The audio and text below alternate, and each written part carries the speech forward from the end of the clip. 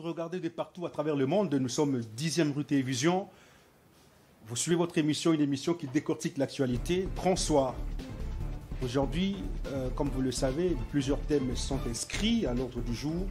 Nous allons commencer par l'arrivée du roi en RDC. Le roi de Belgique est en RDC pour quelle cause? Qu'est-ce qu'on peut attendre justement de l'arrivée du roi ou de son séjour en RDC? Parce qu'il est à Kinshasa. Aujourd'hui, il a été à l'Académie des Beaux-Arts.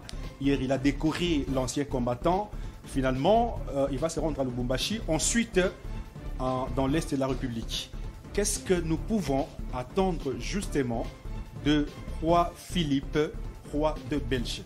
On parlera également du bilan de Jean-Michel Sama Lukonde à la tête du gouvernement des Warriors. On va pratiquement analyser tous les coins et puis on va prendre la question de l'Est par rapport à l'arrivée du roi. Est-ce que le roi pourra apporter justement un changement dans cette partie du pays? Parce que nous sommes menacés par le Rwanda, comme vous le savez. La déclaration justement de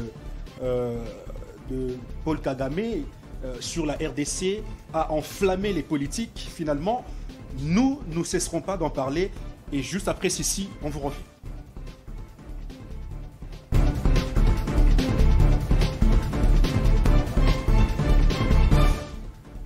Alors, je ne suis pas le seul ici sur ce plateau. Je suis accompagné de... D'abord, je commence par vous saluer. Bonsoir chez vous. Vous qui nous suivez de partout. Vous êtes aux États-Unis, en Belgique, en France. Vous êtes partout à travers le monde.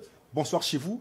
Je suis accompagné de messieurs Barthélémy Tshibangou. Voilà, Barthélémy Tshibangou. Je pense que je n'ai pas massacré votre nom. Vous êtes analyste politique. Vous avez plusieurs casquettes, justement. Vous l'avez dit. Mais je vous prends ici en tant qu'analyste politique. Et vous êtes également diaspora. Exact. D'accord.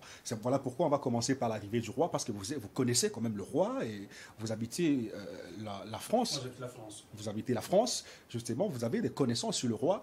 Et maintenant que le roi est au pays, qu'est-ce qu'on peut attendre de cette arrivée du roi? Alors, je ne veux pas trop m'attarder sur l'arrivée du roi, parce que les choses sont relativement... simple, et beaucoup de gens en ont parlé. Donc on ne va pas faire de redite, comme on dit, on ne va pas répéter les mêmes choses. Moi j'ai pris cette arrivée du roi, permettez-moi de prendre un petit peu de notes, regarder un peu mes notes. J'analyse l'arrivée du roi avec une facette un peu de ce qu'on appelle la diplomatie secrète. Déjà, oui. Est-ce que les gens se sont posé la question de savoir pourquoi le roi est arrivé ici dans un avion militaire? Est-ce que les gens ont remarqué qu'il est venu dans un avion militaire? Je pense que beaucoup de gens ne l'ont pas remarqué. C'est très important. C'est une symbolique. Ça veut dire que le roi est venu dans un avion militaire. Ça veut dire que derrière les rencontres officielles et publiques qu'on voit, il y a une dimension sécuritaire très importante. Et pourquoi son arrivée? Pourquoi il est arrivé dans un avion militaire? Il a dit. Il a peur d'être attaqué par la... Je ne crois pas. Non, ce n'est pas la peur. Il faut savoir que le Congo compte beaucoup pour la Belgique. D'accord. Hein? La Belgique, c'est 80 fois le Congo. C'est énormément de richesses dans ce pays. Et le Congo a fait la richesse de la Belgique. Parce qu'aujourd'hui, c'est le Congo. C'est le Congo. Et donc, ça compte beaucoup. Et je vais un peu reprendre ce que j'ai noté. Comme ça, je resterai dans ma logique. Alors, l'utilité du voyage du roi en ce moment, et surtout en ce moment. Il a répété, moi, 3 phrases que j'ai retenues. D'abord, ses excuses. Hein? Il a renouvelé les excuses. Pourquoi il s'est excusé? L'histoire. L'histoire. On reproche à la Belgique l'histoire de la colonisation. Nos arrières... Des crimes qu'ils ont commis. Des crimes commis, tout cela, bien évidemment. Les Belges ne sont pas insensibles aux pleurs des Congolais, aux reproches des Congolais. Et donc déjà par rapport à ça, je fais une petite parenthèse parce qu'il y a eu beaucoup de gens qui critiquent ces voyages. Je pense qu'il faut à un moment se dire, voilà, quand on a eu... Moi j'ai pris l'exemple d'un couple. Vous savez, dans un couple, on se dispute, on se réconcilie, on se dispute, on se réconcilie. Et toute proportion gardée, on peut aussi réfléchir comme cela entre le Congo et la Belgique. Il y a eu beaucoup de bruit. Hein. Moi, j'étais encore très jeune. Avec Mobutu, ça n'a pas été facile. Avec Kabila, le père, ça n'a pas été facile, quoique il aimait bien aller en Belgique. Avec le deuxième Kabila, ça n'a pas été facile non plus. Il y a eu d'expulsion d'ambassadeurs, la fermeture de consulats, fermeture des choses. Bon, la maison Schengen, entre autres, voilà. Donc aujourd'hui, j'ai entendu une phrase qui est que j'ai bien aimée, c'est sans oublier le passé, d'accord, nous devons construire une nouvelle page. C'est comme ça dans la vie. On a tous un passé, il faut construire une nouvelle page. Oui, mais le fait qu'on n'oublie pas le passé, oui. Qu'est-ce qu'il faut faire? Parce qu'il faut réparer ce passé, justement. Le passé est tout à fait très profond, qu'il est difficile que le Congolais oublie le passé. Surtout avec la Belgique. Il coupait les mains de Congolais, il torturait les Congolais comme il le voulait, et ce sont des crimes imprescriptibles. Ça veut dire que ce sont des crimes qui ne s'oublient pas. C'est punissable, peu importe le temps que ça va consommer. Et est-ce que ça va se limiter au pardon du roi ou il faut réparer ces crimes? Alors, on va revenir juste un petit peu en arrière. J'ai dit tout à l'heure que le roi s'est excusé. Il a même présenté ses profonds regrets. J'ai même noté la phrase. Donc on ne peut pas trop chipoter là-dessus. Il faut aller de l'avant. On ne demande pas au Congolais... Il faut oublier? Non, on ne demande pas au Congolais d'oublier. Lui-même, il a dit de ne pas oublier. Mais qu'est-ce qu'il faut? Alors, non. Je pense qu'il faut un moment, c'est dire quelles sont les bonnes questions à poser. C'est pas qu'est-ce qu'il faut. Je pense qu'aujourd'hui, le roi a montré toute sa bonne volonté. Il a dit, je regrette, et il a présenté ses excuses. Alors, ce qu'il faut maintenant analyser, c'est qu'est-ce que le Congo devrait gagner de cette nouvelle dynamique. C'est ça. Donc tout le temps, on ne peut pas rebâcher le passé. Alors, sur le point de paiement ou d'indemnisation, tout cela, moi je ne suis pas contre. Au contraire, ça serait bien qu'il le fasse. Pourquoi? On regarde, je vais juste donner un exemple, c'est Israël, les Juifs. Tout le monde sait ce qui s'est passé contre les Juifs pendant la Deuxième Guerre mondiale. Les Juifs ont été ramassés partout en Europe et brûlés dans des camps de concentration. D'accord? Donc, est-ce qu'aujourd'hui, les Juifs ont rejeté les Allemands? Non. Bien au contraire. Il y a une nouvelle dynamique qui s'est installée.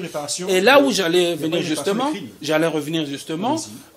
les Allemands ont fait beaucoup de réparations aux Juifs. D'accord? Donc ça, c'est une démarche qui se fait dans le temps. Donc je pense qu'à un moment ou un autre, les Belges le feront. Je ne suis pas belge, je ne suis pas dans l'esprit des dirigeants belges. Mais je pense que la dynamique qui s'est enclenchée depuis ces dernières années prouve bien que ça pourra se faire. Est-ce qu'ils ont la volonté? Ah, ça, je ne peux pas vous répondre, cher ami, parce que je ne peux pas répondre s'ils ont la volonté ou pas. Mais c'est à nous aussi d'y aller de façon intelligente. D'ailleurs, le président Tshisekedi le fait très bien. Il y va de façon très intelligente, sans bousculer, sans dire des mots déplacés. D'ailleurs, c'est un diplomate né, donc il fait des choses de façon assez intelligente, en tout cas. Donc, on ne peut pas aller demander... Les Juifs n'ont pas mis un pistolet sur la tête des Allemands, réparez-nous. Vous voyez, ça a été diplomatiquement, ça a été de façon concertée, dans des discussions, dans des échanges, jusqu'à aujourd'hui, d'ailleurs. Il y en a qui pensent que l'arrivée du roi, c'est plutôt la victoire de Félix-Antoine Tshisekedi seul, et ce n'est pas la victoire du pays. Est-ce que vous partagez l'avis? Ça, c'est politique. Ça, ce sont des arguments politiques. Moi, je ne peux pas me permettre d'entrer là-dedans. Par rapport à la question de l'Est, est-ce que vous pensez que l'arrivée du roi pourra réparer quelque chose? Oui, je voulais aussi ajouter 2-3 choses par rapport à l'Est. Le roi a dit ceci. Je soutiens l'indivisibilité du territoire congolais et surtout, le Congo doit rester dans ses frontières issues de la décolonisation. Ça veut tout dire. Je pense que ça ne demande même pas débat. Il a dit lui-même. On va débattre sur quoi?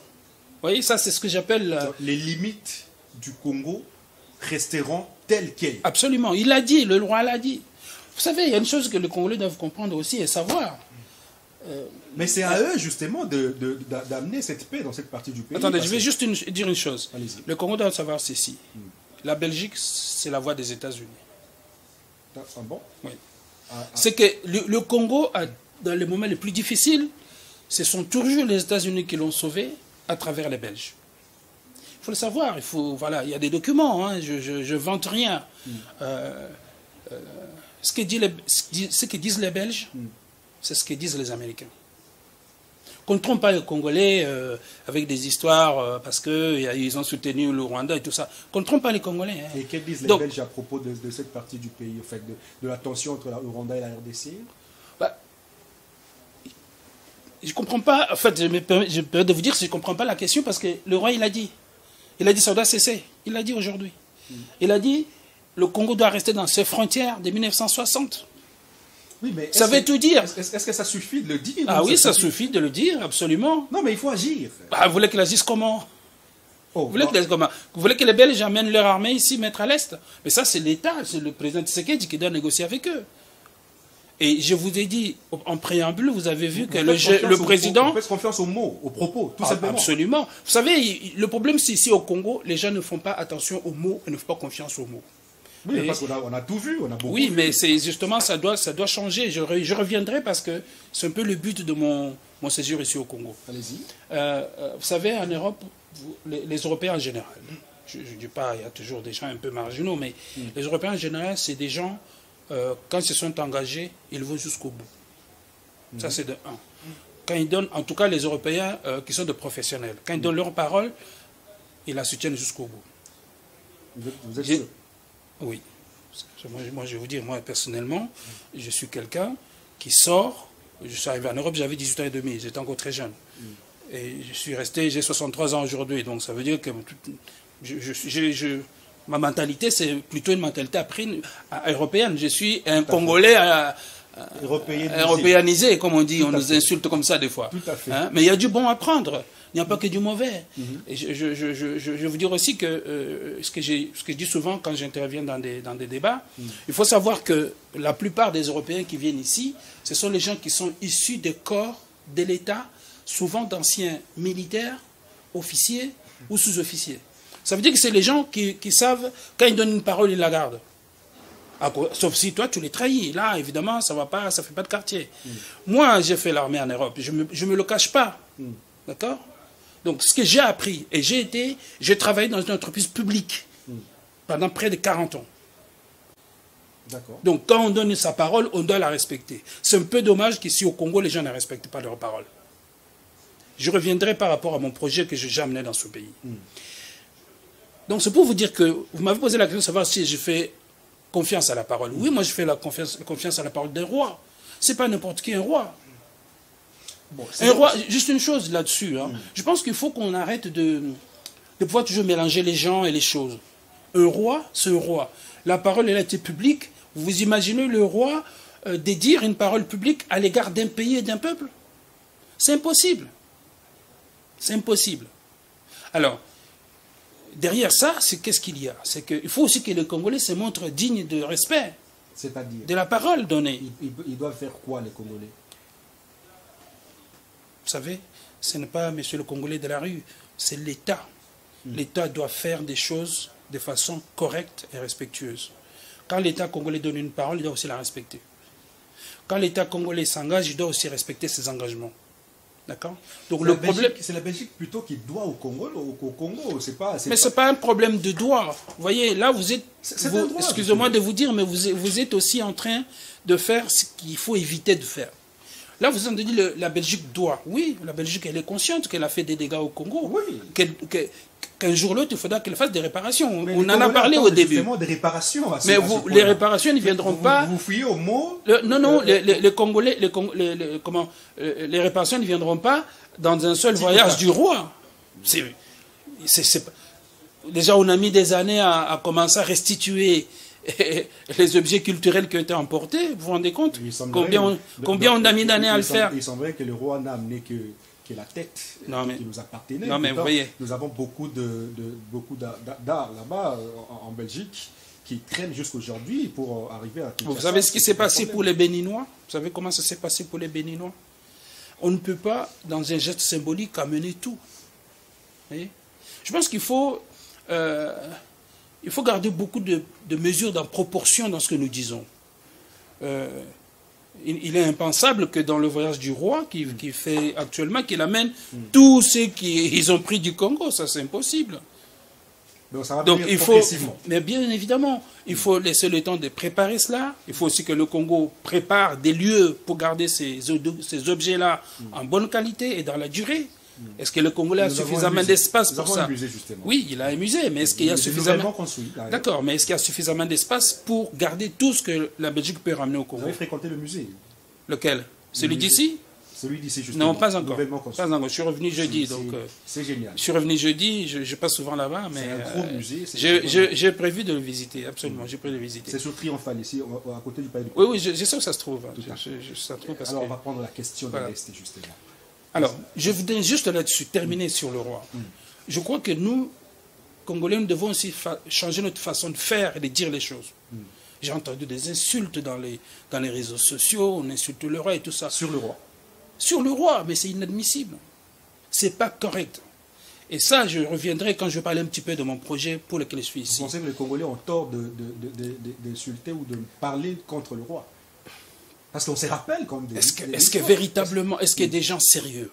Est-ce qu'un peuple sérieux peut se mettre à insulter un roi qui vient de le voir? Même seulement votre propre président de la République. Est-ce qu'un peuple sérieux peut se mettre à insulter le président de la République? Vous comprenez? Mais... Ça demande trois choses. Trois choses. Trois savoirs. Lesquels? C'est savoir-être. Savoir-être. Je peux revenir après. Savoir-faire. On est ici dans un studio, il y a des techniciens, ils ont un savoir. D'accord?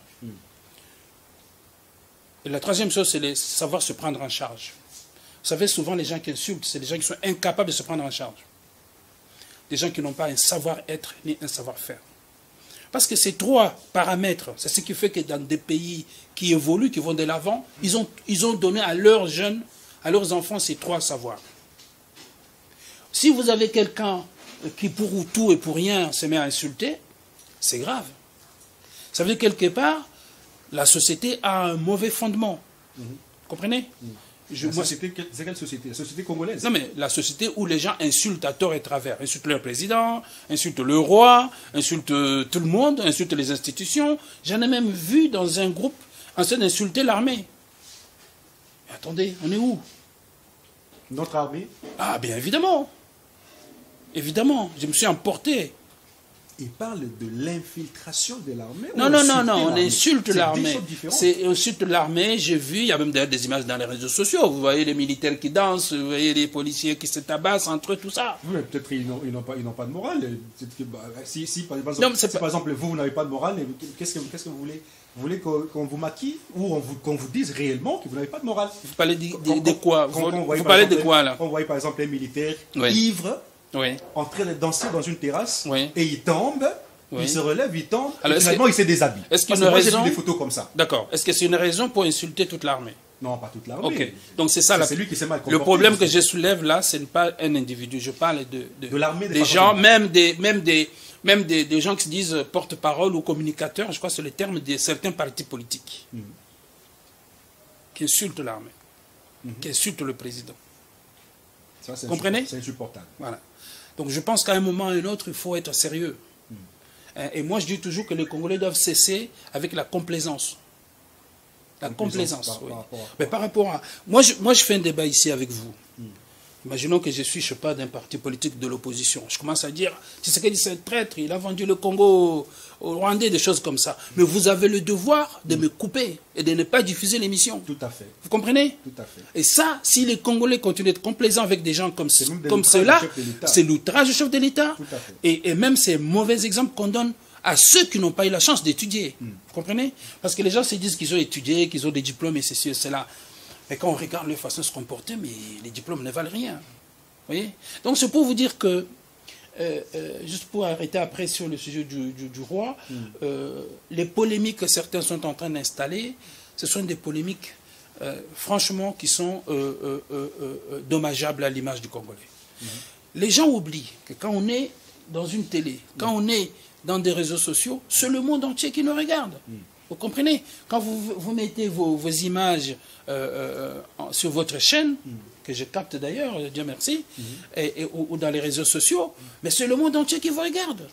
Et quand vous entendez dire certaines choses vis-à-vis de votre propre pays ou vis-à-vis de votre président, Mais ils se disent, mais ces gens-là, il y a un problème. Comprenez? Donc, vous, les médias, vous avez aussi un devoir patriotique, vous comprenez? D'éduquer les gens. D'accord? Et nous les faisons, en tout cas, nous les faisons. Parfait, justement, je vous ai regardé toute la journée d'aujourd'hui. Ah, d'accord. Toute la journée. Voilà, j'avais pas de rendez-vous ce matin. Donc, en tout cas, nous, vous pouvez critiquer, négativement ou positivement, mais pas les insultes et les injures. La critique est normale. Ça ne passe pas. Vous savez, la critique permet de s'améliorer. Tout à fait. Si vous vivez à un endroit où on ne vous critique pas, posez-vous des questions. Pourquoi on ne me critique pas? Suis-je parfait? Moi, j'ai évolué dans des milieux où, voilà, le chef, il ne prenait pas des gants pour me dire que là, tu as déconné, quoi. Vous voyez ce que je veux dire? Donc là, tu te dis, mais pourquoi il me dit ça? Et là, tu te boostes pour la prochaine fois, tu seras meilleur. Bon. Voilà un petit peu ce que je voulais dire par rapport au roi. Moi, je voulais, juste pour finir, vous dire une chose. Vous savez qu'il y a beaucoup maintenant de Congolais qui sont belges. Français, anglais, tout ce qu'on veut. Qui ont changé de nationalité. Et moi, quand je suis arrivé... Qui sont bien traités. Parce que moi, je suis arrivé en Europe en 78, en 78. D'accord? Je suis allé en Belgique quasiment la première année. Et comme j'avais un statut d'étudiant, il fallait que j'ai un visa. Je pense que c'était une urgence. Je suis allé en Belgique par un taxi qui m'a ramené là-bas. J'ai dû voir mon frère qui repartait au Congo. Et quand je suis arrivé là-bas, j'étais très étonné de voir que dans les transports, les conducteurs de bus ou autre chose, c'était que des Arabes, des Marocains essentiellement. Ah oui? Oui. En Belgique? En Belgique. J'ai demandé, mais comment ça fait que je ne vois pas de Congolais conduire les bus dans ce pays? Vous savez ce qu'on m'a dit? On m'a dit que Mobutu avait interdit aux Belges d'embaucher les Congolais. Pourquoi? Ça, je ne sais pas. Il faudrait, ça c'est justement les scientifiques congolais, les historiens, les sociologues, c'est boulot qui doivent faire ça. Pourquoi il y a eu ça dans ce pays-là qui était notre colonisateur? C'est pour punir les Congolais? Honnêtement, je ne sais pas, je ne peux pas vous donner réponse.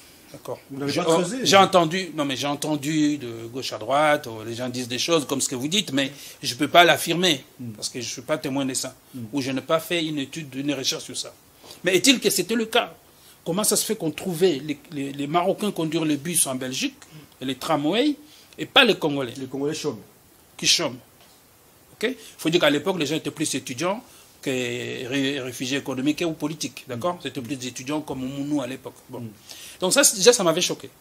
Mais aujourd'hui, vous allez en Belgique, vous allez trouver des Congolais partout. Partout, même des militaires. Vous allez trouver dans des administrations, dans des bureaux, bien sûr, dans des administrations, dans des bureaux. Nous avons même nos enfants que nous avons eu en Europe, qui ont étudié en Europe, vous allez trouver à l'Union européenne. D'accord. Vous trouvez des cadres. Vous trouvez des gens qui vivent très bien. D'accord? Donc quand on fait une polémique, on insulte le roi, bon, il faut aussi se poser des questions, quoi. Si les Belges se mettent à insulter, par exemple, notre propre le président Tshisekedi, qu'est-ce que les Congolais penseraient? C'est une parenthèse que je voulais faire. Hein. Pour moi, c'est très important de l'avoir dit. Parce que je l'ai noté. Je pense que les Congolais doivent commencer à se poser les bonnes questions. Et non pas de futilité. D'accord? Bon, voilà. Maintenant, vous avez posé la question sur l'Est. Mon cher ami. L'Est, c'est un point... Déjà, cette question de l'Est me semble un tout petit peu sensible. Quand vous avez... parce que vous étiez en Europe, pendant qu'on échangeait, vous étiez encore en France. Quand vous avez suivi la question de l'Est, justement, que le Rwanda est derrière le M23, qu'il sème la terreur depuis tout ce temps au pays, et que Paul Kagame s'est prononcé d'ailleurs, parce que vous avez suivi, je ne sais pas si vous l'avez suivi, le discours de Paul Kagame devant son armée, il dit que nous devons faire la guerre en RDC. Nous irons chez eux. Voilà, nous on n'a pas d'espace pour faire la guerre chez nous, nous allons là où il y a de l'espace. Voilà. Et vous avez reçu ça comment?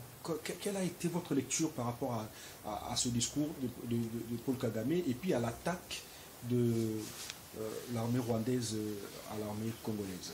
Alors, la problématique de l'Est, aujourd'hui les gens en parlent sans savoir d'où ça vient. D'accord? Quel est l'historique de cette affaire de l'Est? Ah, vous le savez? J'aime bien une phrase très importante de Kouloutou, je l'appelle toujours Kouloutou, que je ne connais pas personnellement, mais il s'appelle Kebe Kimpele. C'est ça, non? Vous connaissez Kebe Kimpele? Voilà. Vous savez sa phrase magique? Il a dit, si vous voulez régler le problème de l'Est, il faut virer les 500 officiers qui sont dans l'armée congolaise.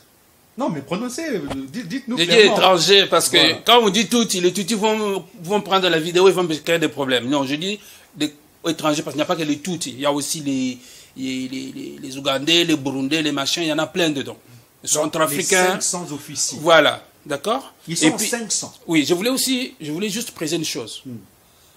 Moi, je suis quelqu'un qui est franchement contre tous ces étrangers qui sont dans l'armée congolaise. Ou alors ils sont naturalisés congolais, ils doivent être loyaux au Congo. D'accord?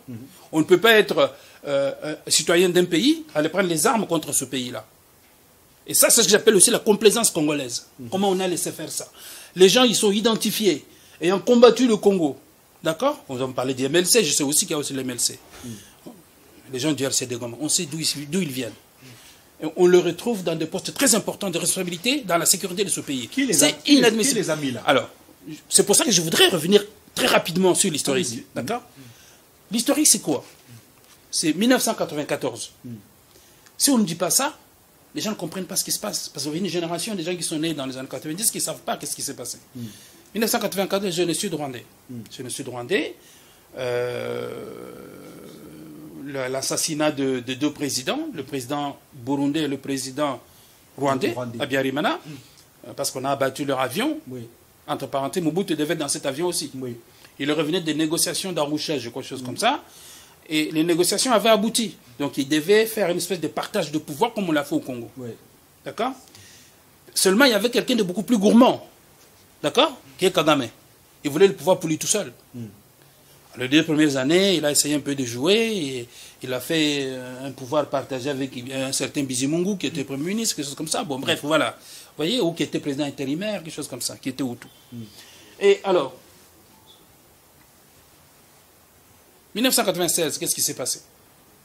Pendant ce temps-là, les Hutus ont été déversés au Congo, qui fuyaient le génocide. Oui, mais Mobutu avait accepté, il leur a donné l'espace. Mobutu avait accepté, mais vous savez, est-ce que vous savez comment Mobutu avait accepté? Est-ce que vous avez écouté Keng? Non, attendez. Ne faisons pas les émissions du tac au tac. Parce que si on fait comme ça, vous allez dire des choses, moi je vais dire des choses, certains seront vraies, certains seront fausses, et les gens ne vont rien comprendre. Si vous voulez que les gens comprennent, je ne dis pas que j'ai la science infuse, je ne sais pas que j'ai connu tout, mais j'ai assez étudié la question pour en parler.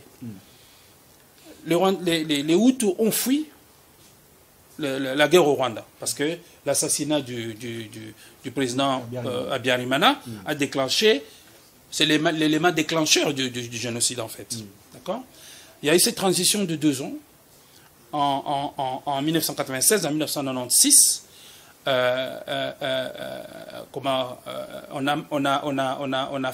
on a dit que Mobutu protège les génocidaires et que nous allons destituer Mobutu parce qu'il est génocidaire. Attention, c'est ce qu'ils ont dit dernièrement, que le Congo protège les FDLR. Il faut faire le lien entre ce qui se passe et l'histoire. D'accord? Alors, qu'est-ce qui s'est passé? On a les Rwandais se sont organisés avec leurs enfants réfugiés au Congo depuis des années. Ils sont sûrement congolais, je ne conteste pas. Ce n'est pas moi de contester la nationalité des Tutsis ou des Hutus au Congo. Ce n'est pas mon rôle. Mobutu leur avait donné la nationalité globale, de façon globale. D'accord, mais ça c'est autre chose. Si on commence à dire ces choses-là, on ne va rien comprendre. On va embrouiller le débat. Le débat, il sert aussi à que les gens comprennent ce qui se passe. C'est de l'histoire. Oui, personne ne conteste l'histoire. D'accord? Et vous savez que Mobutu avait annulé cette loi-là. Est-ce que vous le savez? Oui, je sais. Bon, donc pourquoi vous l'évoquez? Quelque chose qui a été annulé, il ne faut pas l'évoquer. Parce que ça, c'est ce qui embrouille les Congolais. Comprenez? Vous avez dit que Mobutu avait donné globalement la nationalité. Mais vous avez oublié de dire que cette loi a été annulée. Comprenez? Donc, il faut éviter de dire ça parce que c'est ça qui embrouille les Congolais. Ils ne savent même plus où ils sont. Ils ne savent même plus où ils sont. Donc, je reviens à 96. En 96, qu'est-ce qui s'est passé? Disons le gouvernement rwandais, donc l'État rwandais, a organisé, soi-disant, une rébellion contre Mobutu. Tout le monde sait que c'était faux. Museveni a conseillé à Kagame d'aller chercher un vieux monsieur qui faisait sa vie tranquillement en Tanzanie, qui était Laurent Désiré Kabila, pour donner une image congolaise à ces affaires-là. Tout le monde le sait, c'est pas, moi je n'invente rien. D'accord? C'est pas Laurent Désiré Kabila. C'est pas Laurent Désiré Kabila qui a quitté cette Tanzanie pour venir faire la guerre à Mobutu, je l'aurais fait depuis longtemps. Il n'en avait pas les moyens, il l'avait fait depuis longtemps. Donc tout le monde sait qu'il a été cherché. On a été le chercher pour donner une image congolaise. Et équipé. Non. Est-ce que Laurent Kabila, c'est un militaire? Ce n'était pas un militaire. On ne l'a pas équipé. C'est l'armée rwandaise qui est venue avec ses propres officiers pour faire la guerre au Congo. Il ne faut pas falsifier l'histoire. Il ne faut pas nier ça. Et c'est ça qui fait qu'aujourd'hui, les Congolais ne comprennent rien à leur pays. D'accord? Et ça, il ne faut pas cacher ces histoires-là. Il faut le dire. Je sais que les gens ont peur de dire certaines choses dans ce pays. D'accord? Moi, je comprends. Je peux aussi avoir peur. Mais je pense que si on a tous peur, et le pays va être dans une ignorance, et c'est l'ignorance qui va tuer le pays. Parce que ce que vous m'avez, la première question que vous m'avez posée par rapport à l'Est, c'est ça. C'est ça le déclic de cette affaire-là. D'accord? Donc on a simulé une rébellion contre Mobutu dans une vision de conquête territoriale. D'accord? Qu'est-ce qui s'est passé pendant les 20-25 dernières années? Vous avez vu un pays étranger venir installer des chefs coutumiers dans un autre pays? C'est ce qui s'est passé au Congo. Vous le savez. Dans la même partie. Toujours dans la partie Est. D'accord? Je me méfie un peu du Bandundu parce que depuis que les éleveurs sont passés là-bas, on n'entend plus parler de ces éleveurs-là. Ils se sont enfoncés dans la société. Et là aussi, ça demande des enquêtes et tout ça par les services de l'État. Bon, bref. Donc, je reviens à l'historique. D'accord? 96, on simule cette rébellion, soi-disant, contre Mobutu. On voit bien que c'est l'armée rwandaise qui est venue diriger le Congo, avec James Kabarebe comme chef d'état-major général de l'armée congolaise. Et ça, comment on peut appeler ça, si ce n'est pas une occupation? D'accord? Alors, pour aller vite, parce que j'avais noté beaucoup de choses, mais je vais essayer un peu d'aller vite. Et alors qu'est-ce qui s'est passé après? C'est que cette histoire a créé tout ce que nous vivons aujourd'hui. Qu'est-ce qu'on a vu aujourd'hui? Qu'est-ce qu'on vit aujourd'hui? Je passe sur beaucoup de choses, mais voilà, je reviens à 98. Je sais pas le lien, 96, destitution Mobutu. 98, Laurent Désiré Kabila demande aux militaires rwandais de rentrer chez eux. Qu'est-ce qu'on a vu?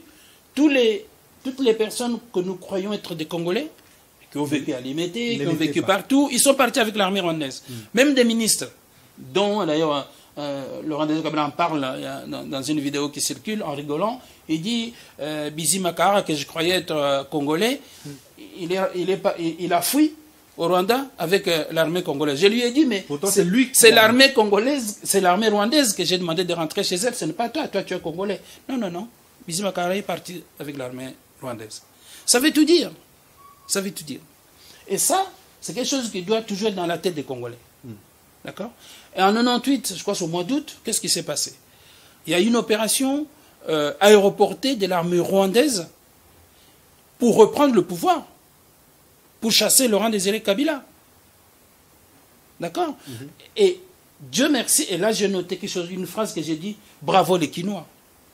Parce que les Quinois se sont révoltés, ils ont fait barrière à l'armée rwandaise à main nue. Vous vous rappelez de l'histoire? Oui. Voilà.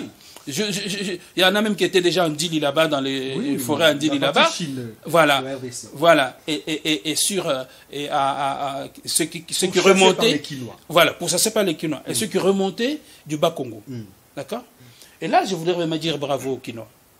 Ne perdez pas cet esprit-là du patriotisme. Mais non, dans les cas en espèces, qu'est-ce qu'il faut pour mettre fin? Parce que vous avez retracé l'histoire. J'ai 3 réponses à votre question. Je vais vous les donner. Je vais juste terminer ici. C'est vrai qu'à la télé, le temps passe. Très rapidement. Je vais juste dire une chose, c'est que l'infiltration du Congo a commencé à cette période-là. D'accord? Quand on a renvoyé les Rwandais, qu'est-ce qui s'est passé après? Le RCD Goma a été créé. Qu'est-ce qu'a fait le RCD Goma? Je ne dis pas que c'est le RCD Goma qui a tué le Laurent Kabila. Hein. Ça, c'est dans les écrits. Quand on lit, quand on écoute les reportages, il n'est pas loin de là. Qu'est-ce qui s'est passé? C'est qu'en 2001, ils ont tué Laurent Désiré Kabila. On est d'accord? À qui profite le crime? Ça, c'est un point d'interrogation. Ensuite, ce que je peux rajouter, c'est cette histoire de l'Est. Les Congolais doivent cesser d'être complaisants avec ça. C'est vrai que depuis 18 ans, il y avait une complicité au sommet de l'État, avec l'armée rwandaise, pour tout dire. Hein. Il y avait une complicité au sommet de l'État. Tout le monde sait ce qui s'est passé.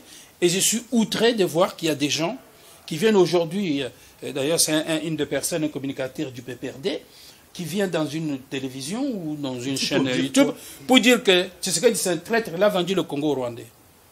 Pourtant, ce sont eux qui ont fait tout ce qui se passe aujourd'hui, ce sont eux les responsables. Vous comprenez? C'est pour ça que j'ai dit, il faut... je voulais même citer le nom de ce monsieur, mais je ne vais pas le citer parce qu'il est connu maintenant. Donc, c'est pour ça qu'il faut cesser d'être complaisant avec des gens qui ont de tels discours. D'accord? Maintenant, qu'est-ce qu'il faut? Qu'est-ce qu'il faut? Le temps nous est imparti. Le temps court, je sais. Bon, alors, j'ai trois solutions. D'accord. Non, 4 solutions. 4. D'accord? La première solution, mais elle est en cours, hein. Il faut nettoyer les services de sécurité. L'armée, la police, la NER, la DEMIA, parfait, tous ces services-là. Les changer les personnes? Non, j'ai dit nettoyer, je n'ai pas dit changer. Nettoyer, ça veut dire que dans toutes les armées, il y a toujours un service de contre-espionnage. Lorsqu'on détecte un espion ou quelqu'un ou un usurpateur, on le met dehors. Et c'est ce que le Congo doit faire. Je vais dire qu'on est en train de le faire. Oui. D'accord? Ça, c'est très important. L'opération est en cours déjà. L'opération est en cours, tout à fait. Et là, je remercie tout le chef de l'État parce qu'il a ouvert les yeux là-dessus. On l'a alerté depuis longtemps. Et je sais pourquoi il a attendu et il a eu raison d'attendre. Il faut, moi, j'ai même noté une chose, c'est que tous les militaires, d'accord, qui ont été brassés, mixés, par le fameux vice-président de la République chargé de la défense, parce que c'est lui qui est à la base de tout ça, tous ces militaires doivent être dégagés de l'armée. Parce qu'ils continuent d'obéir à ces gens-là. Les intrus. En tout cas, ils ont été brassés, mixés, tout ce qu'on veut. Et ces gens-là, d'abord, ce ne sont pas des militaires, ils n'ont jamais été formés. C'est des gens qu'on a ramassés dans le groupe armé. Ce sont des généraux. Et certains sont généraux, certains sont ceux-là. D'accord? Bon, ça, tout le monde le sait, je pense qu'il n'y a rien à apprendre aux Congolais. Oui. Mais sa priorité, c'est de nettoyer l'armée et le service de sécurité. L'opération est en cours. Voilà, l'opération est en cours. Deuxième opération. Deuxième chose, c'est la création d'un service civique et militaire obligatoire dans ce pays. C'est-à-dire, expliquer à des termes simples. La plupart des pays qui se défendent aujourd'hui, c'est parce qu'ils ont un service militaire. C'est quoi un service militaire? C'est préparer sa population à défendre son pays. D'accord? L'exemple de l'Ukraine face à la Russie, ça doit parler aux Congolais. Vous vous rendez compte, l'armée russe, avec tout ce qu'elle a. Et les Ukrainiens ont résisté. Et les Russes ont abandonné. Ils voulaient prendre la capitale. Ils n'ont pas fait. Ils n'ont pas fait. Ils ont abandonné. Pourquoi? Parce que la population s'est mise debout. Ils ont rencontré la résistance. Absolument. Pourquoi? Parce que dans ces pays-là, bien souvent, il y a le service militaire. Les gens sont préparés. D'accord? Vous avez une armée comment je dirais, une armée de métier, comme on dit. Mais vous avez aussi des réservistes, hein, comme le fait très bien la Suisse aussi, comme le fait la Pologne. D'accord? Bon, ça, c'est des choses, si vous voulez, on peut en parler parce que j'ai un peu de connaissances dans ce domaine-là. D'accord? Donc, il faut absolument créer un service militaire et civique obligatoire. Un, c'est pour défendre le pays. Et de deux, c'est aussi pour donner aux Congolais la discipline. Tout à fait. D'accord? Tout à fait. Et je ferai le lien à la fin, hein, si vous me donnez 2 minutes, avec ce que je veux vous proposer. 3. Et le service militaire permet aussi de créer un vivier. Un vivier, c'est-à-dire on va créer une liste des gens, on va avoir une liste des gens, que si un jour le pays a besoin de rajeunir l'armée ou un corps d'armée, ou de créer un nouveau corps d'armée, par exemple, je conseille au président, monsieur le président, modestement, je vous conseille de créer une gendarmerie ici au Congo. On peut puiser dans ces gens-là. Pourquoi? Parce que mentalement, ils ont déjà été préparés. Et ce sera plus facile de les préparer comme des militaires de métier ou de profession. D'accord? Mais on peut toujours développer ça plus tard, si vous voulez. Alors, le troisième point que je voulais proposer, c'est il faut appuyer certains ministères, d'accord, disons de certaines formations du domaine du patriotisme, du civisme et de la citoyenneté. Comme quoi, par exemple? Alors, vous avez donné tout à l'heure l'exemple d'un militaire ou d'un policier qui a bu, qui danse ou qui se tape entre eux. Vous voyez ce que je veux dire? Alors, si ces gens-là ont une bonne formation de base en termes de patriotisme, ils le feront pas. Du civisme et de la citoyenneté, ils ne le feront pas. Ceux qui le feront, c'est vraiment des marginaux. D'accord? Ça, c'est très important ce que je vous dis là. Vous avez dit que le chef de l'État, enfin, l'État congolais devrait appuyer quelques ministères. Quelques ministères. Lesquels, alors oui, voilà, très bien. Très bonne question parce que je les ai notés. Le ministère de la formation professionnelle, pourquoi? Dans les 3 savoirs que je vous ai indiqués tout à l'heure, il y a le savoir-faire. Quand quelqu'un a un esprit discipliné, il saura tout bien faire son travail. Est-ce que c'est pas clair? Ce que je vous ai dit n'est pas clair? C'est clair. Voilà. Je vais vous donner un exemple, rapidement. Je suis allé dans une... Je fais souvent ça parce que l'accueil du client, c'était une de mes spécialités. Je vais souvent dans les entreprises, quand je rentre, j'observe. Vous verrez toujours des gens qui disent bonjour, d'autres qui ne disent pas bonjour. Des fois, même personne ne dit bonjour. Faites l'expérience aussi dans des caisses quand vous allez faire des courses. Vous allez voir que certains caissiers ne vous disent pas bonjour. Oui, tout à fait. Et ça, c'est pas normal. Ça, c'est manque du savoir-faire. Parce que le sourire, dans un service qui est ouvert au public, c'est une obligation. Moi, je disais toujours, moi, j'étais directeur d'une agence postale et bancaire. Je l'ai fait pendant une dizaine d'années. Je disais, quand j'arrivais à mon travail, je disais toujours aux gens, vos problèmes chez vous, quand vous entrez ici, vous les laissez à la porte. Vous oubliez que vous discutez avec votre femme, votre mari, vos enfants et tout ce que vous voulez, que vous avez des factures à payer. Ici, vous avez les sourires tout le temps au client. La bonne humeur. La bonne humeur. Parce que si le client ne revient pas, on n'aura plus de business. Et ça doit entrer dans la tête des gens. Je pourrais en finir là-dessus. Vous savez, il y a des mots mémotechniques qu'on peut apprendre aux gens. Mais je reviendrai sûrement quand je vais arriver à vous parler de mon projet, parce qu'il faut que j'en parle. Mais rapidement, parce qu'on n'a plus beaucoup de temps. On a 4 minutes. Alors, on a combien? 4 minutes. Seulement? Oui. Alors, ministère de la formation professionnelle, le ministère de l'Éducation nationale. Pourquoi? Pour apprendre aux gens le civisme et les 3 savoirs. Ministère de la Défense. On a donné un exemple de la police et des militaires qui boivent, qui font tout ce que vous voulez. Ministère de l'Intérieur, parce que c'est très important par rapport aux policiers, mais aussi par rapport aux sapeurs-pompiers, par rapport à tout état des gens qui travaillent dans le domaine de la sécurité. D'accord? Et j'ai ajouté le ministère de l'Environnement. Pourquoi? Parce qu'il faut absolument créer un corps. Il existe un corps de gardes forestiers là-bas, vers l'est là-bas. Il faut créer un corps de service de l'environnement dans ce pays. Parce que le Congo peut gagner beaucoup d'argent dans le domaine de l'environnement, mais on n'a pas des gens qui sont spécialisés dans ce domaine-là. On pourrait y revenir si vous m'invitez à une autre émission. Parce que je vais vous en parler, parce que l'argent du Congo sur le carbone va plutôt aux étrangers qu'aux Congolais. Et il y a certains Congolais des Congolais qui ont fait des partenariats avec certains organismes européens qui se partagent cet argent-là. D'accord? Donc ça, c'est quelque chose qu'il faut garder à l'esprit. Comme je n'ai plus beaucoup de temps, je vais quand même vous dire ceci. On critique beaucoup les diasporas dans ce pays. Il faut savoir que vous avez quand même une diaspora professionnelle.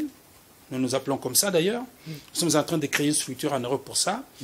Cette diaspora qui a travaillé, qui a fait de nombreuses années, qui ont pris la retraite. Moi, par exemple, je suis déjà retraité. Ça ne se voit peut-être pas, mais je suis retraité. D'accord? J'ai travaillé trop jeune. Merci. J'ai travaillé plus de 35 ans dans une même entreprise, mais j'ai travaillé avant, quand j'étais étudiant, dans des entreprises pour survivre. Et ce que nous avons un savoir. Et quand on vient au Congo pour partager ce savoir, très souvent, on se retrouve un petit peu tout seul.